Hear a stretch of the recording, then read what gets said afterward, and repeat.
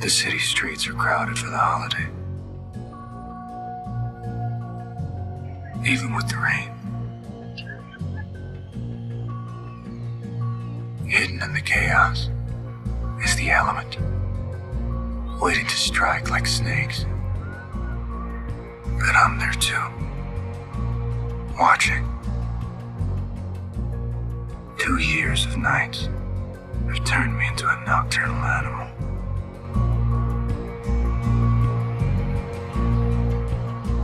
I must choose my targets carefully. It's a big city.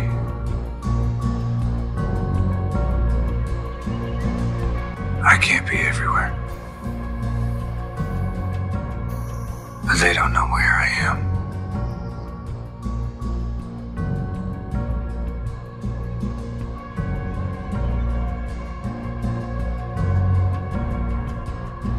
We have a signal now for when I'm needed. But when that light hits the sky, it's not just a call. It's a warning to them.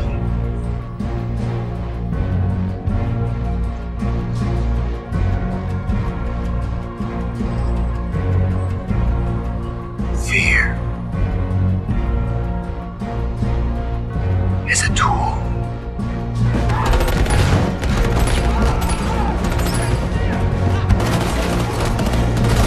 They think I'm hiding in the shadows.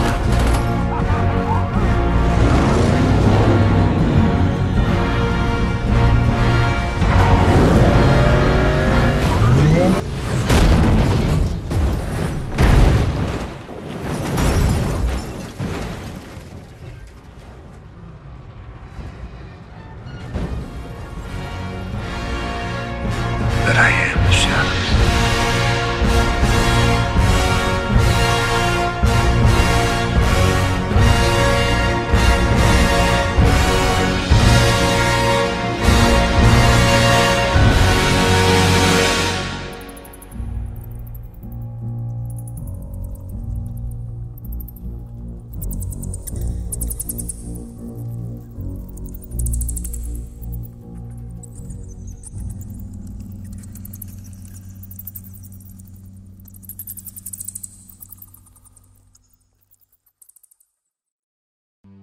The Batman, dirigida por Matt Reeves y protagonizada por Robert Pattinson, Paul Dano, Zoe Kravitz, Colin Farrell, Andy Serkis, John Turturro, entre otros. Nos cuenta cómo después de los primeros 2 años de Batman vigilando Ciudad Gótica, en cierto momento aparece un asesino en serie, conocido como el Acertijo, el cual empezó a mover las aguas dentro del mundo criminal y político, donde Batman tendrá que detener al Acertijo de su malévolo plan. Pero, ¿puede que el Acertijo no esté haciendo algo dentro de lo que cabe incorrecto? Sin duda, una de las mejores películas de superhéroes del año, y puede que de las mejores del género en general. Ya lo veremos. Empezamos con que desde un principio Matt Reeves siempre tenía en mente hacer una película de Batman diferente a lo que hemos visto con el personaje, o incluso en el género de superhéroes. Con historias que se resuelven por arte de magia, o que su introspección dentro de sus personajes es algo simple. Aquí decide dejar eso de lado y contar una buena historia, llena de misterio, suspenso e incluso terror. Primero hablemos sobre lo que puede ser lo más controversial de la película, Robert Pattinson. ¿Fue realmente un buen Batman? Sí, y vaya que lo fue. Se habla mucho en su falta de interés sobre el físico que tenía que cumplir para el rodaje, pero aunque no esté al nivel físico de otros personajes de historietas, vaya que entrega un nivel actoral mucho mejor que todos estos mencionados. Ya que algo que muchos de estos personajes sufren es en ser personajes bidimensionales. Y debido a eso, no se les da el desarrollo, o más que desarrollo, no avanzan en lo que va de la película, o que solo se les da ya los últimos minutos de la película, o son el mismo de principio a fin. Cosa que aquí no pasó. Robert Pattinson en este caso como Bruce Wayne, o más bien Batman, ya que como Bruce Wayne lo vemos muy poco. Nos lo muestran que va cambiando su forma de pensar, cada vez que sigue el caso del Acertijo y ayudando a Selina. Se da cuenta de cosas y abre su panorama a como antes veía todo en blanco y negro. Esta disociación con otros Batmans pasados es que este Batman está inspirado en Kurt Cobain, cantante de la banda Nirvana. Matt Reeves, al escribir el guión, se le vino esta idea de un Batman, de un Bruce Wayne más oscuro, un Bruce Wayne que sigue dolido por la muerte de sus padres y por lo rota que está su ciudad, y denota más al darle estas vibras emo al personaje. De hecho, uno de los mejores trabajos que pudo haber hecho Pattinson fue su forma de usar la mirada para transmitirnos emociones, ya que la máscara no nos permite apreciar todas las facciones, y el trabajo que hace con sus ojos y tomando como ejemplo la escena donde interroga al acertijo por primera vez, donde podemos ver esa mirada de impaciencia, incluso miedo por pensar que el acertijo sabe sobre su identidad, cosa que al final no pasa, pero vaya que no solo aterra a Batman sino al espectador por igual. Que Robert Pattinson no se queda solo. Zoe Kravitz, como una Selina Kyle en primeros pasos de convertirse en Gatúbela, lo hace muy bien, siendo ella quien aporta más conocimiento de las calles, donde podemos empezar con las referencias que tomó Matt Reeves al rehacer de Batman. Una de ellas es Clute del 71 de Alan J. Pakula, y aquí lo vemos por la parte de la relación que hay entre Batman y Selina, así como el detective John Clute y Brie Daniels, interpretada por Jane Fonda, donde hay siempre una química entre ellos dos que no deja de estar, al igual que con Batman y Selina. Agregando al personaje que dicen algunos se robó la pantalla, también fue Paul Dano como el acertijo. Vaya que lo hizo bien. No creo que esté al nivel de una nominación, pero lo hace muy bien. Sí nos logra generar ese miedo y suspenso cuando aparece, o con los planes que lleva a cabo y con su similitud con el personaje de Zodiac de la película en cuestión de David Fincher. Que acuérdense de este nombre ya que no será la última vez que lo escuchemos. Un asesino serial en la época de los 70s, el cual juega con la policía entregando acertijos al igual que el acertijo en The Batman. Incluso haciendo obvia la similitud, donde el acertijo cita un diálogo casi igual que el asesino en Zodiac, que vaya que juega con Batman en esta cinta, tanto que vemos siempre a Batman detrás de las pistas que deja el acertijo, siempre un paso atrás y cómo eso frustra a Batman. Incluso, algo interesante fue que mientras vemos la película, Batman se da cuenta que lo que hace el acertijo es sacar a la luz gente corrupta de la oscuridad y deshacerse de las ratas que viven dentro del sistema de justicia. De hecho, como público nos muestra un dilema muy intenso, que es que el acertijo y Batman son el mismo personaje. Pero entonces, ¿qué los diferencia? Ya que vemos muchas similitudes, incluso hay planos que los hacen ver iguales, así como el plano inicial del acertijo viendo por los binoculares, hacia al igual que Batman observando a Selina. Matt Reeves afirmó querer darles esa similitud y que el espectador quiera buscar las diferencias entre ellos dos. Para continuar con la película y terminar de hablar de los personajes, quisiera darle un espacio al Pingüino, interpretado por Colin Farrell, que se vuelve irreconocible en pantalla, que en un principio por el físico / aspecto que le dieron pensé que sería como un Tony Soprano. En cambio se fueron por algo parecido a lo que hace Joe Pesci en Goodfellas, un personaje atemorizante pero chistoso a la vez, y vaya que Colin Farrell lo hace maravilloso. Ahora podemos hablar de... Gran trabajo que hicieron al transformar esta ciudad gótica en realmente darle una esencia, ya que a comparación de filmes anteriores donde la ciudad es simple y sencillamente Chicago. Aquí trata de cumplir dos cosas, ser real y ser metrópolis. ¿A qué me refiero con esto? Que por un lado, darle esa crudeza y realidad que podría tener Gótica, una ciudad que fácilmente cabe en nuestros estándares de realidad, sin contar los villanos con superpoderes, claro, como lo que hace Nolan en The Dark Knight, pero al mismo tiempo, darle esa distopía, darle esa irrealidad que comparte con películas como Batman de Tim Burton o incluso Batman Forever de Joel Schumacher, y así formar su propia Gótica. De hecho, en muchos momentos de la película podemos ver este arte gótico en la arquitectura de Gótica, como en la iglesia donde se irá el funeral del alcalde y más en la mansión Wayne, donde lo vemos casi en todos lados, dándole un aspecto más gótico no solo a la ciudad, sino a la historia y al personaje de Bruce Wayne. Otro aspecto a agregar, que de ella hablaremos más al rato también, es la lluvia. Pero aquí podemos hablar de cómo siempre se encuentra en todo momento, haciéndonos recordar a películas como Blade Runner de Ridley Scott, pero más notoria su similitud con Seven de David Fincher, la cual es una historia de detectives en busca de un asesino serial donde igual siempre está lloviendo. Y esto se debe no solo al trabajo de producción o efectos especiales, sino también a la...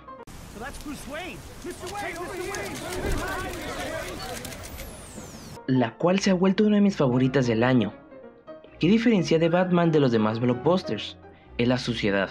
¿A qué me refiero? La suciedad dentro del frame, que no deja que todo esté enfocado con una iluminación opaca que llega en todas partes, sino que llena de sombras el encuadre y enfocando lo que el director quiere que veas, que en conjunto de Matt Reeves y Greg Fraser, director de fotografía en películas como Dune, Killing Them Softly, Rogue One, Lion, Vice, entre otras, donde en cada una de ellas hay cierta similitud, la cual es el uso de lentes anamórficos, los cuales están construidos con una cierta cantidad de espejos llamados elementos, dentro, y así forman un aspecto más largo o abierto, que igual se puede identificar ya que un lente normal o no anamórfico, su reflejo tiende a ser circular. En cambio, en un anamórfico llega a ser ovalado. De esto nos damos cuenta cuando se genera un desenfoque y notamos ciertas curvaturas fuera del enfoque o en el mismo desenfoque la luz es ovalada. Y esto en The Batman da un juego en el uso de profundidad de campo, que vemos a menudo en la cinta. Con el uso de los Canon Xtal Express, Arri Alpha y Prime DNA, algunos nuevos y otros vintage, que le da este look que incluso dice Matt Reeves, that, the lenses, especially the ones that were developed, the ones that were kind of inspiring us in like the 70s, those are some pretty messed up lenses. Dar un look a películas de los 70s como All President's Men, Chinatown, Clute, entre otras. El juego que hace con la profundidad de campo es algo que Greig Fraser ha hecho a menudo. Ponemos como ejemplo esta escena en Dune, donde usa lo ya mencionado como forma de contar parte de la escena, donde tenemos dos acciones que se nos cuentan en un solo plano, que es como un cierto personaje pone un artefacto para generar pulsos en la arena, primera acción.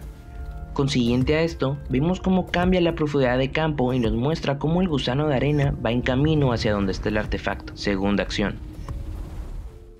Y así pasa igual en The Batman, tomando como ejemplo la escena donde después que Batman observa a Selina, le empieza a perseguir. Recuerden, todo esto en un mismo plano, donde igual nos cuentan varias acciones pasando. Vemos a Selina hablando por teléfono con un personaje que no conocemos, ahí nos implanta misterio, ya que no sabemos con quién tiene la llamada y Selina se muestra impaciente al hablar, primera acción. Aquí la escena ya sabe que el espectador sabe, ¿y qué es lo que decide hacer?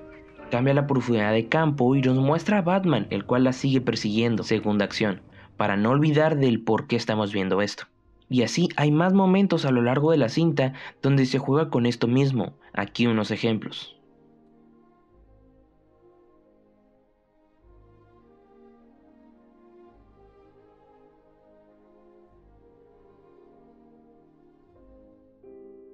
La fotografía aquí no solo fue eso solamente, también vemos lo que dije en un principio, en Social Frame, donde vemos al lente empaparse de lluvia, así acercándonos más a la acción y sentirse inmerso en ella. O la gran presencia de sombras a lo largo del filme, forzando a lo que está enfocado y o iluminado, algo que no es digno de Batman solamente. Greig Fraser, en sus anteriores trabajos podemos ver cómo las sombras toman parte importante en el frame, así creando esa belleza que hay en The Batman. Incluyendo que la película fue filmada en digital, pero al finalizar el metraje fue expuesto o más bien pasado analógico a cinta. Nota, este proceso también se utilizó en Dune de Denis Villeneuve. Después de darle sus repasos en el laboratorio a los negativos, podemos ver que en el apartado final de la cinta quedó muy bien. Se me hizo muy interesante la forma en que está puesta la cámara en varios momentos, ejemplo la escena de persecución con el Batimóvil, donde más que un plano fijo, la cámara se queda estática. Esto lo vemos con regularidad a lo largo del filme. En este apartado de fotografía podemos hablar del referente más grande que tiene de Batman, que es Seven de David Fincher. Que no solo Seven, sino también Zodiac, son las que más se me venían a la mente al estar viendo de Batman. Por último, y no menos importante, podemos hablar de él. Es muy interesante la forma en la que trabajan el sonido durante la cinta. Un ejemplo serían algunos planos como este. Uno se imaginaría que sonaría el sonido de la lluvia y el sonido del auto pasando, pero en realidad esto es lo que pasa. No escuchamos el sonido del auto, sino el sonido de un tren pasando, casi como si el auto hiciera ese sonido, pero no hay ningún tren en la escena. Es bastante interesante cómo usa el sonido para dar más a conocer la ciudad, mostrarla no solo por lo que ves, sino por lo que escuchas. Así como esta, hay algunas más donde se usa este mismo patrón, aquí alguna de ellas.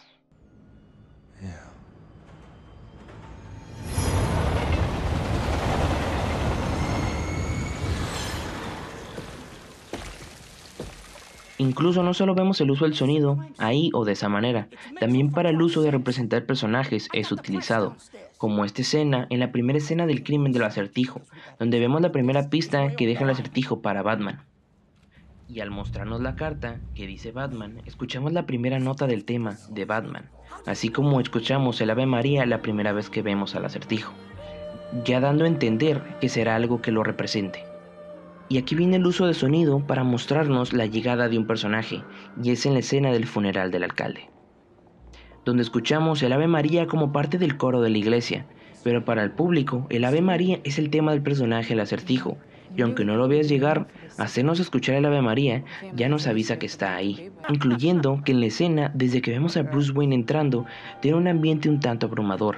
De hecho, en un momento podemos escuchar un respiro parecido como el que hace el Acertijo al inicio de la cinta, pero que es interrumpido por alguien tosiendo, y aunque no se nos diga que es la respiración del Acertijo, ya asimilamos ese sonido con él, haciendo más notoria el hecho de que ahí está, que ya momento después nos damos cuenta que sí. El uso del sonido es también utilizado en The Batman, tanto en como ya les expliqué e incluso en algunas escenas de pelea. Como ejemplo utilizaré mi escena favorita, que es cuando Batman se encuentra con el Pingüino por primera vez en el club. Aquí pongan atención al sonido de los golpes y cómo suenan algo bajos por el hecho de que la música está muy alta, a comparación de cómo se escuchan los golpes al inicio de la escena.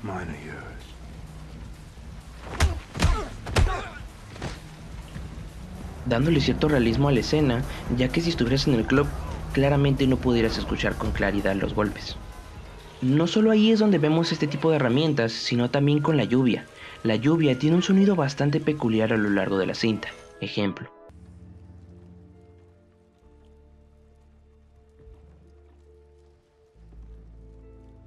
Aquí suena más tranquila, incluso dejando que se escuchen las voces, más tenue.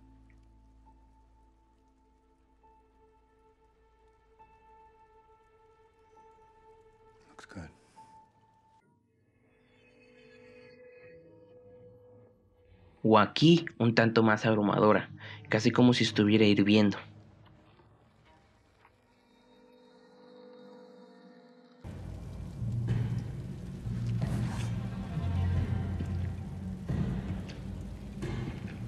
En cambio, aquí suena pesada, acompañando a Batman y envolver la escena más amenazadora, haciéndolo ver bastante atemorizante.